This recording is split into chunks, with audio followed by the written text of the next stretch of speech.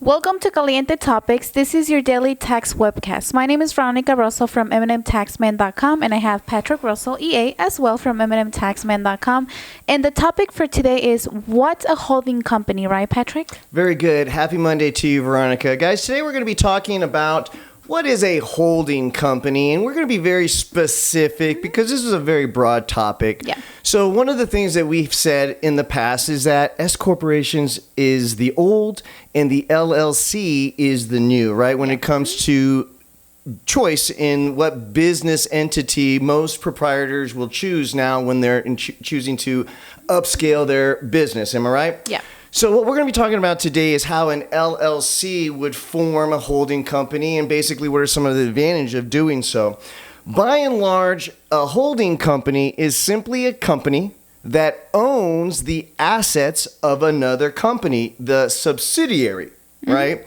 In most cases, what you're looking at is a situation where the subsidiary is the company that actually does the activity, runs a particular business, has day-to-day operations.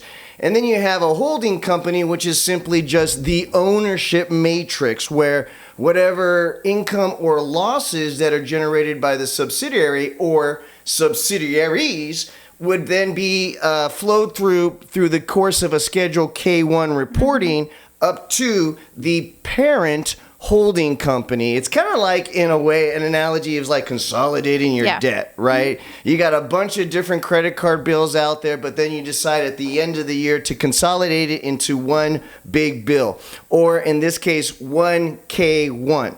Ultimately, you're looking at a pyramid. At the top of the pyramid, let's talk about one single taxpayer.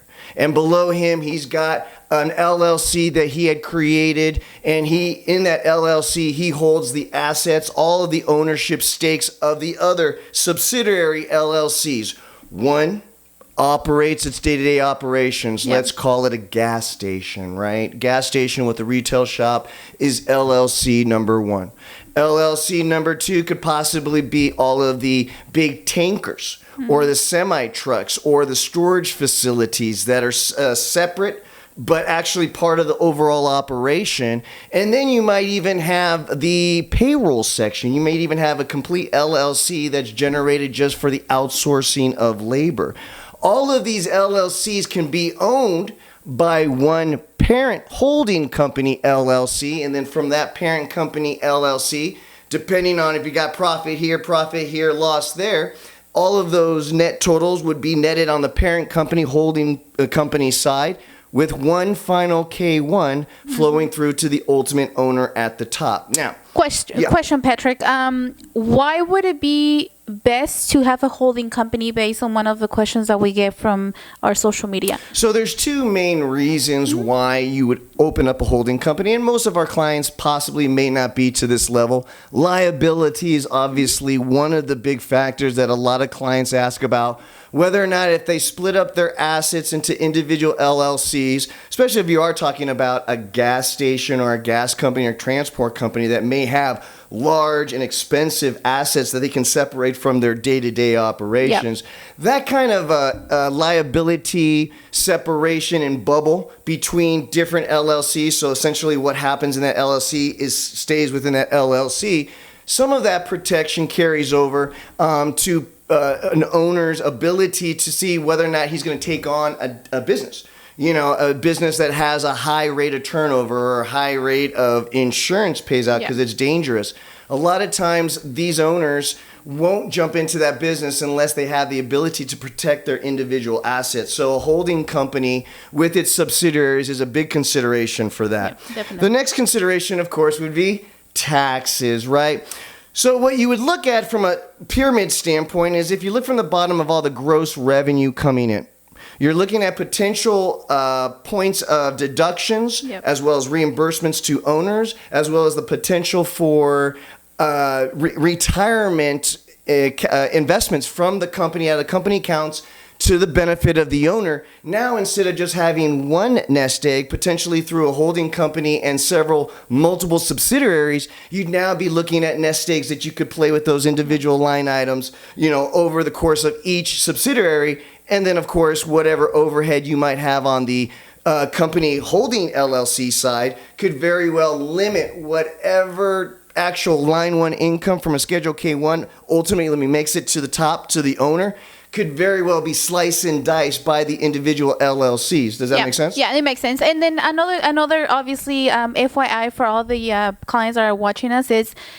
just make sure that if you're going to open a holding company and you are in California, if you're in California, make sure that you know that you're going to be facing the $800, right, Patrick? Absolutely. Great.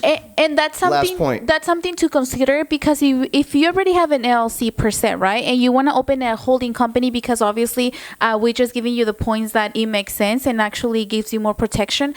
Keep in mind the $800. This is for, I guess, small companies. If you guys are not ready, just No, that's a great point. So it's always a matter of letting the money dictate your choices. And so, Definitely. Of course, we chose an industry and a business that we know that on all bases could be considered, whether it be the labor cost, the outsourcing cost, the insurance cost, the assets cost, and as well as the day-to-day operations. A gas station is a real textbook example of how a holding company could very well help the final family or the owner in designing not only their liability, their retirement structure, but also as much taxes that they can eliminate through these multiple sources as opposed to just one source. So if you guys are interested in opening a holding company, let us know. We're open 24/7 in MMTAXMAN.com. And Patrick, final point? Yes, final point. Keep in mind that we are only discussing LLCs, limited liability companies. Yes, you could be a single member. Yes, you could be a partnership multi-member.